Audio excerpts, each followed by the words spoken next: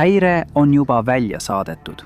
See ei ole õppus, see ei ole test, see on päris ja see toimub praegu. Kuskil juhtimiskeskuses on lõplik otsus juba tehtud. Kogu USA mandriossas sirutavad miljonid inimesed käe telefoni järele, vaatavad aknast välja ja püüavad mõista, mida tähendab nüüd turvalisus. Ja pelgupaik ei ole peaaegu kindlasti seal, kus sa arvad, et see on. Sest enne kui ükski nähtav rakett kohale jõuab, juhtub kõigepealt midagi muud. Plahvatus kõrgel mandri kohal. Mitte selleks, et linnu hävitada, vaid halvata koordineerimisvõime. Sa ei kuule seda, sa ei näe seda. Elekter kaob mitmes osariigis vähem kui sekundiga. Telefonid lülituvad keset kerimist välja, lennujuhtimiskeskuste ekraanid lähevad tühjaks. Kütusepumbad peatavad keset tankimist. Võrk ei kuku kokku järk-järgult. See kaob. Mitte kõikjal ja mitte ühtlaselt, aga piisavalt, et halvata reageerimisvõime enne esimest lööki. Ja siis järgnevad tuumalõhkepead. Esimene laine ei taba linnu. See eeldus, et rahvarohked linnasiluetid jäävad seenepilvede varju, on vale. Esmane tuumalöök ei ole karistus, see on matemaatika. Sihtmärkideks on need, mis suudavad vastulöögi anda. ICBM-i väljad Montanas, Wyomingis ja Põhja-Dakotas. Terved piirkonnad on üles ehitatud mõttele, et nad ei pea end kunagi kaitsma, vaid ainult vastulööki andma. Nad on läinud juba avaminutitel.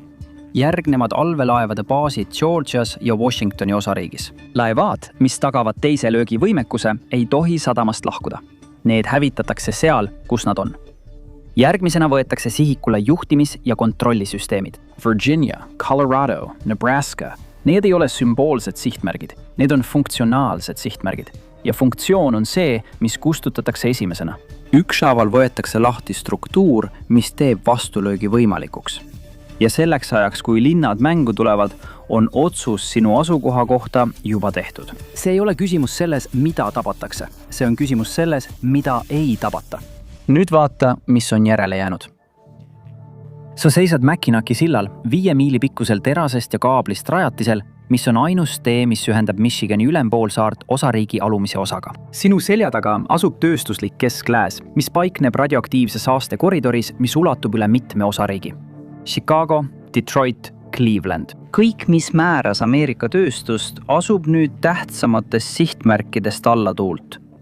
Aga sinu ees on midagi hoopis muud. Metsane poolsaar, mida ümbritseb 3 küljest maailma suurim mageveesüsteem.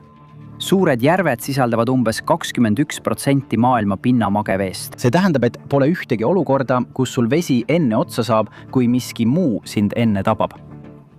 Sajandi jooksul jättis kaasaegne majandus selle piirkonna vahel. Liiga kaugel peamistest laevateedest, puudub äärelinnade laienemine, liiga eraldatud süsteemidest, mis mujal kasvu põhjustasid. Aga täna on just see arengu puudumine põhjus, miks sa veel hingad. Siin üleval ei ole peamisi sõjalisi sihtmärke ega tihedalt asustatud keskusi, mis tähendab, et kui kõik kokku kukub, on vähem ellujäänuid, kes samasse kohta tungleksid. Siin on ka külm ja see on tegelikult oluline. Õigetes tingimustes muutub see omamoodi kaitseks. Suured järved salvestavad tohutul hulgal soojust ja erinevalt õhust muutub vee temperatuur aeglaselt. Sellel on suur mõju. Tuumatalvestsenaariumis võiks atmosfääris olev tahm langetada maa keskmist pinnatemperatuuri umbes 14,4 kraadi Fahrenheiti võrra. Sisemaa piirkondades langevad temperatuurid kiiresti. Aastaajad muutuvad ebastabiilseks ja põllumajandustingimused halvenevad. Aga suurte järvede lähedal olevad alad on teistsugused. Järved vabastavad salvestatud soojust järk-järgult. See ei takista külma, kuid vähendab äärmusi. See loob sisemaaga võrreldes stabiilsema kliima. See toob kaasa ühtlasemad kasvuperioodid isegi raske tahmasaaste tingimustes. Sama järv, mis kunagi piiras majandusarengut, saab nüüd päästerõngaks, sõna otseses mõttes. Sellistes kohtades nagu Mehhiko lahe rannik vajavad kaubanduslikud kalalaevastikud töötamiseks diislit, satelliit GPS-i ja süvamere püügivarustust. Kui elektrivõrk lakkab töötamast, jäävad need paadid kai äärde. Ülempoolsaarel toimub kalapüük inimlikus mastaabis. Veekogudes elavad liigid ei rända, kui tingimused muutuvad. Nad on alati olemas. Alati väikese paadi ja võrguga kättesaadavad. Metsad annavad ülejäänu. Valgesabahirved, väikeulukid ja korilus pakuvad mitmekesist ja paindlikku toitu ja see tähendab ellujäämist. Mitte sellepärast, et ressursid oleksid piiratud, vaid kuna nõudlus pole nendega veel järele jõudnud. sild on ainus tee sisse ja ainus tee välja, mis tähendab, et see, mis sind kaitseb, on juba 10 miljoni inimese poolt teisel pool arvesse võetud. Selle eelis kestab vaid seni, kuni see tasakaalutus püsib. Umbes 300 000 inimest elab selles piirkonnas. Kriisiolukorras muutub Mäkinäki sild lehtriks. Kui isegi väike osa ala Michigani elanikest otsustab põhja poole minna, muutub sild kitsaskohaks. Kui see ummistub, peab poolsaar vastu võtma rahvastiku, keda ta ei suuda toita. Kui see suletakse või hävitatakse, jääb poolsaar ellu, kuid kõik, kes on veel valel pool, jäävadki sinna. Ja on veel üks teisejärguline mure, mida enamik ellujäämiskaarte täielikult eirab. Palisadesi tuumajaam Edela Michiganis ja Fermi 2 tuumajaam Detroiti lähedal asuvad suurte järvede kaldal. Kui need reaktorid kaotavad jahutuse pikaajalise elektrivõrgu rikke korral, satub reostus järvesüsteemi. Sama vesi, mis on sinu eluliin, muutub sinu ohuks. Ülem Michigani poolsaar oli alati liiga külm, liiga kauge ja liiga eraldatud, et meelitada püsivaid investeeringuid. Praegu on see, et on liiga külm ja liiga kauge, erinevus ellujäämise ja hukkumise vahel. Sireenid on juba tundideks vaikseks jäänud. Kui enamik inimesi alles reageerib, oled sina juba otsuse teinud. Sa oled juba seal, kus pead olema. Võib-olla kuskil Lääne-Virginia orus ja sa ei liigu kuhugi. Sind ümbritsevad mäeharjad teevad midagi, mida ükski insenerisüsteem pole suutnud jäljendada. Need püüavad tuule kinni. Tuule poolt kantud radioaktiivsed osakesed ei liigu mägisel maastikul lihtsalt üle. Need tabavad nõlvu, sunnitakse ülespoole liikuma, jahtuvad ning langevad õhust välja. Selleks ajaks, kui need jõuavad teisel pool olevasse orgu, on suurem osa juba maha sadanud. Sinne jääb pidama õhk, mille mäed on vaikselt puhtaks filtreerinud. Seal ei ole ühtegi koondunud sõjaväebaasi, mis õigustaks esmast rünnakut. Ei ole suuri asulaid, mis satuksid esimesse rünnakulaine alla. Ja need samad tuulemustrid, mis kannavad saastet idakoridorist, viivad selle kirde suunas, sinust eemale. Aga isegi siin töötab see ainult seni, kuni süsteem eksisteerib veel kusagil mujal. Nii et küsimus muutub. Mis juhtub siis, kui see täielikult kaob? Üle kogu riigi jääb kõik seisma. Ei ole vett, ei ole toitu, ei ole sidet. Apalachides toovad tuhanded looduslikud allikad vee pinnale ainult gravitatsiooni abil. Pole vaja pumpasid, veepuhastusjaamu ega elektrit. Vesi, mis on veetnud aastakümneid kivimikihtide vahel filtreerudes, enne kui see üldse päevavalguseni jõuab. Kui linnad kaotavad puhta vee kättesaadavuse vähem kui 2 päevaga, siis siin voolab vesi edasi. Ellujäämiseks vajalikud teadmised on siin sügavalt juurdunud. Apalachi kogukondades ei käsitleta võrguväliselt elamist kui projekti või tagavaraplaani. See on lihtsalt järjepidevus. Monongahela rahvusmetsa lähedal tegutsevad paljud pered endiselt oskustega, mis pole kunagi tegelikult kadunud. Neid ei avastatud uuesti ega muudetud hobideks. Need anti lihtsalt edasi ja hoiti kasutusel, nagu toidu säilitamine, soolatud liha, klaaspurkides köögiviljad, mis seisavad riiulitel aastaid ilma külmkapita, ulukite suitsutamine lehtpuutulel. See ei ole ellujäämisoskuste komplekt. See on tavalise elu jätkumine lihtsalt teistsugustes tingimustes, mis eemaldab midagi, millega enamik inimesi ei arvesta. Eeg, mis kulub surve all õppimiseks. Sool ise on strateegiline vara, mida enamik inimesi täiesti eirab. Kanafa org asub suurte soolavarude peal. J.Q. Dickinson Saltworks on seda maa-alusest soolveest juba 200 aastat välja toonud. Enne külmutustehnika leiutamist oli sool see, mis määras, kas sul on valku või kaotad selle. See võrrand pole muutunud. Muutunud on vaid süsteem selle ümber. Aga see pole ainus ressurss selles piirkonnas. Ka söesooned jooksevad läbi nende mägede. Need on ühed tihedamad leiukohad Põhja-Ameerikas. Seda ei kasutata nüüd elektrijaamades, vaid kütmiseks, toidu valmistamiseks ja ellujäämiseks, kui kõik teised energiaallikad kaovad. Aga Apalachi piirkonnal on piir, mida põlvkondade tarkus ei suuda lahendada. Sama maastik, mis filtreerib radioaktiivsed sademeid, isoleerib ka kogukonnad üksteisest. 10 miilist linnulennult saab mööda teed 40 miili, kui see tee üldse läbitav on. Ilma kütuseta, ilma sidevahenditeta, ilma koordineerimiseta muutub iga kommuun omaette süsteemiks, iseseisvaks. Ja kui sinu varjupaigas puudub midagi, näiteks sool, vesi või õigete teadmiste või inimesed, oled sa lõksus mäeharja taga, ilma võimaluseta jõuda sinna, kus see olemas on. Mäed kaitsevad sind, aga nad lõikavad sind ka ära. Nad kontrollivad liikumist sisse ja välja, ükskõik kas sa tahad seda või mitte. Ja mäed ei eelista kedagi. Nad annavad sama õhu kõigile. Mis vahe on? Pere, kes pole kunagi lahkunud, teab juba, milline allikas on ohutu ja milline mitte. ja Apalachi piirkond elas juba selle teisel poolel. Aga kui süsteemist eraldumine on eelis, siis selle eraldatuse veelgi suurendamine muudab reegleid täielikult. Sinu ja lähima esmase sihtmärgi vahel on 100 miili tühjust. Mitte metafooriline kaugus, vaid tegelik kaugus. Nüüd seisad sa Frank Church River of No Return Wilderness'i serval Idaho keskosas. See on mägine maastik, mis on nii karm, et isegi USA armee pidi selle ületamisega vaeva nägema.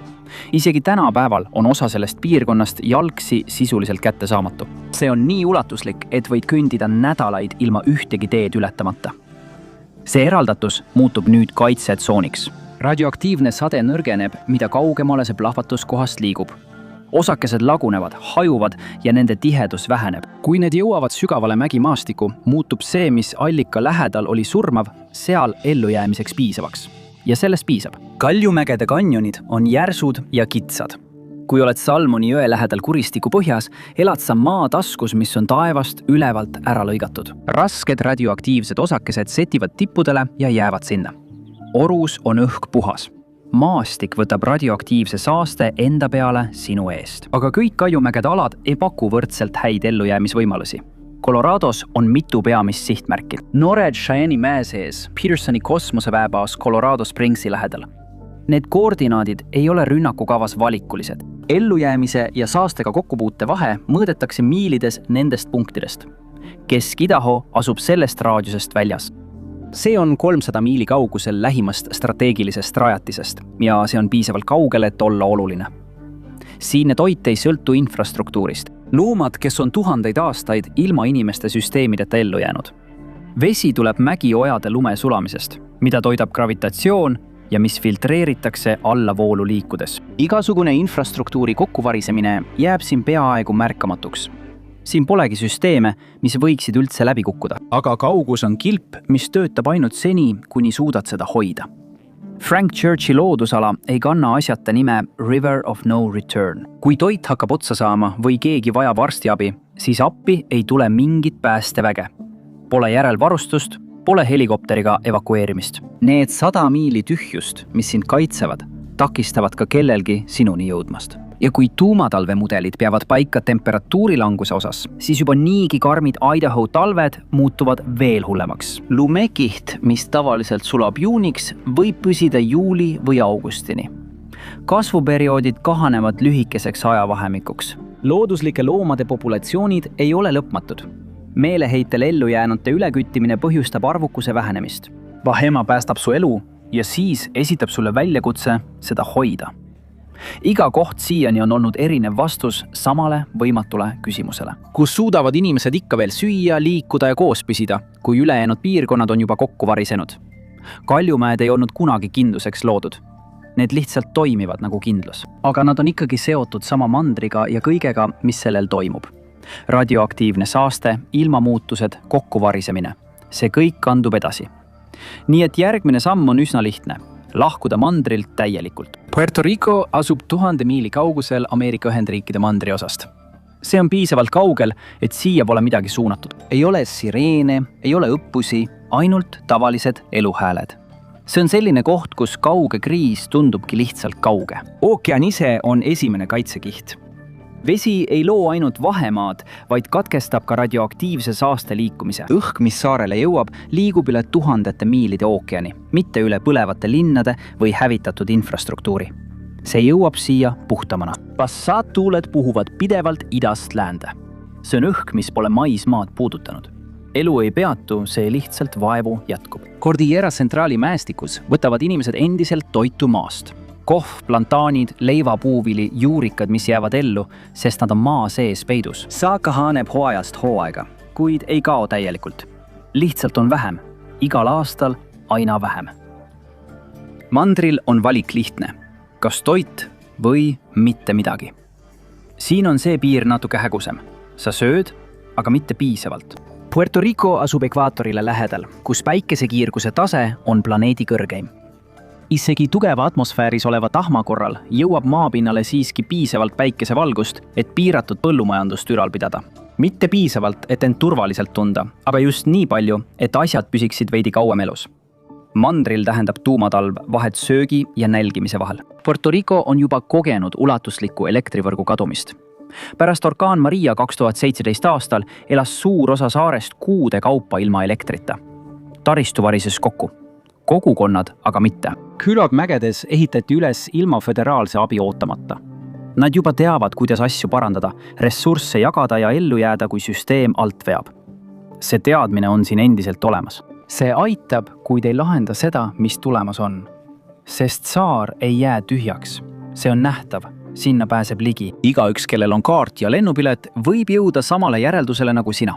Saarel elab juba 3,2 miljonit inimest. Kui isegi väike protsent idaranniku elanikest lendab enne lennujaamade sulgemist lõunasse, võib elanikkond mõne päevaga kasvada 100 000 võrra. Rohkem suid, sama palju põllumaad, sama palju magedat vett.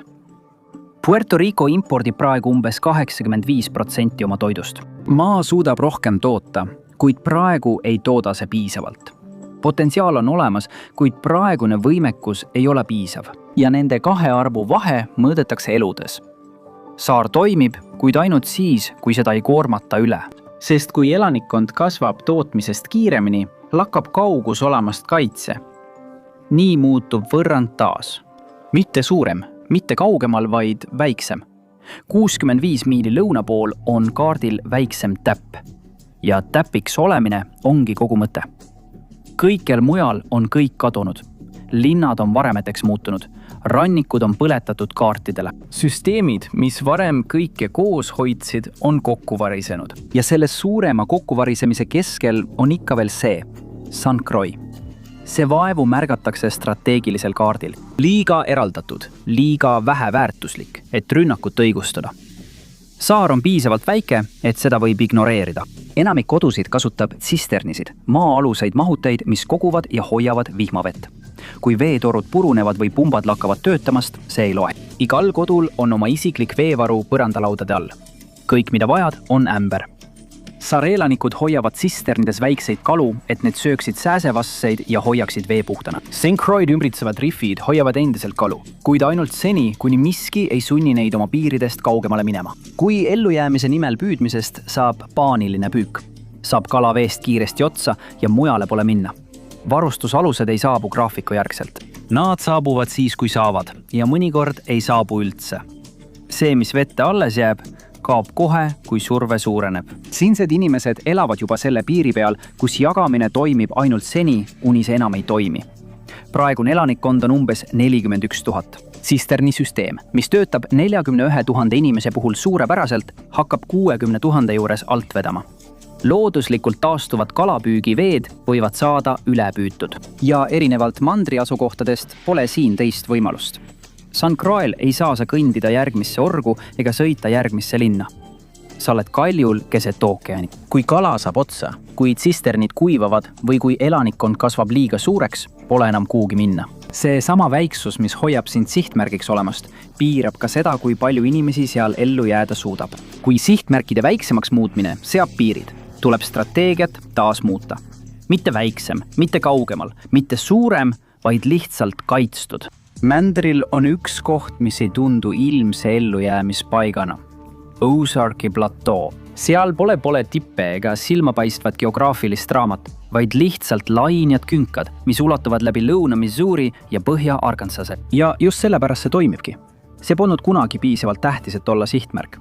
Liiga kaugel läänes, et idaranniku radioaktiivseid sademeid vastu võtta. Liiga kaugel lõunas, et saada põhja sihtmärkide täit lööki. Asukoht loeb, isegi kui see paistab märkamatu. Aga maa all pole siin midagi tavalist. Lainevate küngaste all asub üks Põhja-Ameerika ulatuslikumaid koopasüsteeme. Tuhanded koopad, mis on miljonite aastate jooksul lubjakivisse uuristatud. Miramichi koopad Missouris ulatuvad miilide kaugusele. Need pakuvad kaitset kõige eest, mis maa peal toimub. Sinu ja välismaailma vahel on sõna otseses mõttes 100 jalgade paksune lubjakivikiht. See on looduslik bunker, mida ükski rahasumma ei suuda järele teha ja kuhu ükski relv ei ulatu. Põllumajandus siin ei olnud kunagi täielikult industrialiseeritud. See on endiselt jagatud väikesteks perekruntideks. Veised söövad loomulikult kasvavat rohtu. Aedu kastetakse maa-aluste allikatega. Saagid erinevad kruntide lõikes. ulukid uitavad maal ringi. Kui üks toiduallikas ebaõnnestub, kasvab midagi muud. Ozarki mägedel ei ole kesklääne maisipõldude efektiivsust, kuid neil on olemas kattuvad varuallikad. Ja see on ainus põllumajandusstrateegia, mis ellu jääb. Koopaid ei huvita, mis maa peal toimub või kui kaugele radioaktiivne sademed on levinud. Koopaid ei huvita, millised linnad on kadunud. Need on seisnud 1 miljon aastat ja seisavad veel 1 miljon aastat edasi. See püsivus on praegu maailmas kõige haruldasem asi. Kuid see eraldatus on 2 teraga mõõk. Meditsiiniabi pole siin laialdaselt kättesaadav. Haiglad on kaugel. Lähim traumakeskus võib olla Springfieldis või Little Rockis. Mõlemad tegelevad omaenda kokkuvarisemisega. Kui keegi teie grupist saab infektsiooni või murrab luu, siis on tulemused ja ellujäämisväljavaated nagu 19. sajandil. Ellujäämine siin sõltub vähem sellest, mis maal olemas on ja rohkem sellest, kui paljud inimesed sellest maa peal teavad. See piirkond oli enne pommide langemist nähtamatu ja on seda ka praegu. Pommitamine on lõppenud. Radioaktiivne sademed on vaibunud, aga sina oled hakkama saanud.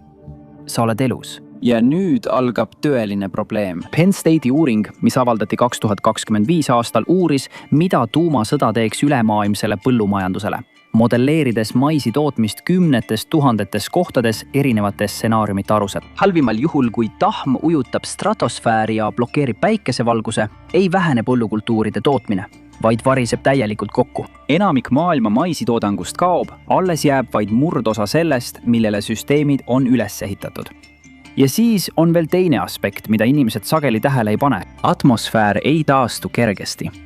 Plahvatustest tingitud keemilised reaktsioonid hävitavad osoonikihi. See tähendab, et rohkem UV-kiirgust jõuab maapinnale ka aastaid pärast pommitamise lõppu. See mõjutab vaikselt põllukultuure ka kaua pärast esialgse jahenemise saabumist. See on tööstusliku põllumajanduse kui toimiva süsteemi lõpp aastateks, võib-olla isegi rohkem kui 10. Ja näljahäda on alles algus. Vetaristu lakkab enamikes asustatud piirkondades töötamas päevadega. Kanalisatsioon kukub kokku, haigused järgnevad.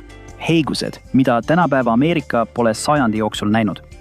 Koolera ei anna endast ette teada. See levib vee kaudu, kokkupuutel, läbi nähtamatu piiri, puhta ja saastunud allika vahel. Kogukonnas, mis pole seda sajandi jooksul näinud, puuduvad protokollid ja puudub instinkt, mida teha, kui esimene inimene haigestub.